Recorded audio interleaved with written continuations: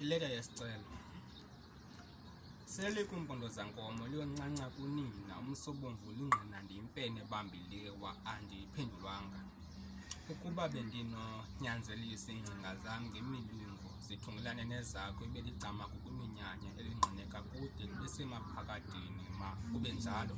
Nto nje amazwi endawathumayo kwisimo sezoba avakala njengecula, ibonakala njengamafu kuwaqonda inyaniso wachatha waphendula ngunotshe. Ndicela ungcine ekhwapheni, unganiki ithemba lothando mphawu uzondithanda. Thanda ithambo lakho lomqhako, incasa yoqobo, into yothanda mna mayiphelele ephupheni. Ayondifulathela kodwa uthatha isicelo sam sadanci njengegangqongqo, undiva ngondiva uvakala kwinzolo entliziyweni. Ungandibeki kude ndingabi kufuphi, sibeke imigqaliselo imimiselo kwenzela ndingakuhluphi.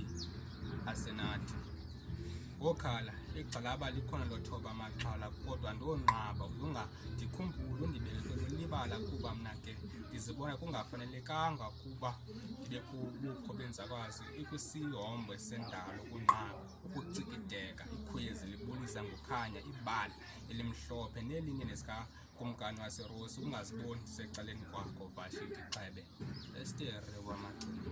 Lena yileta yesicelo, impendulo kwisicelo, ileta yesiphelo, isulfure kwidangatya umkhenkce kwingqele. Ungandiva kabi xa ndiphambukela entliziyweni njengancibi isitena isamente, ungixhaye ungavumi kuba ndinguna uthi xa uphekwa sisingqala usikhupha isikhalo ngomlomo imileme ndithuba yovingca eso sithuba ngokungxama. Ungandifaki engqondweni ngonxanwa seziyolo ufuna ukhanuka, undibeke emfanekisweni undimeme njengandwendwe. Noxa kunjalo ungandifaki entliziyweni ncikini nakwimvakalelo ndingagangi njenjalo. Xa ndithembisa ukucenga ngokwela iziko njengathole undifake isichele ndinganxani. Asenathi kule leta yomba osisicelo ohamba ngenqwelo ezobe ngokuloleka iqhutywa likrele lezakhono, impendulo yakho mayingabi iperilo onye irobi. Ungajikeli ukuyiboyisa, ndicela ubuhlobo obunondonwabisa kude kunohambisana ubulumko bunondixhobisa ngobomi. Ungagqotheki ngentsingiselo, lena yingcambi yemfuziselo kulaa mbongo endawubhala ngebhongo. Wahamba ngesantya sophazama kweliso waba ngundaba-mlonyeni, umqhawukiso wobudlelwana kwaba ndandincumisana nabo.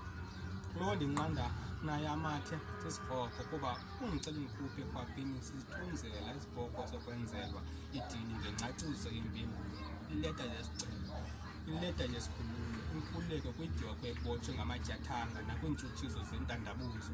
Kwindawo endikuyo mandanele, ungandibuzi imibuzo eqeleleyo kunorhana ayombathisanga iveleze yonke.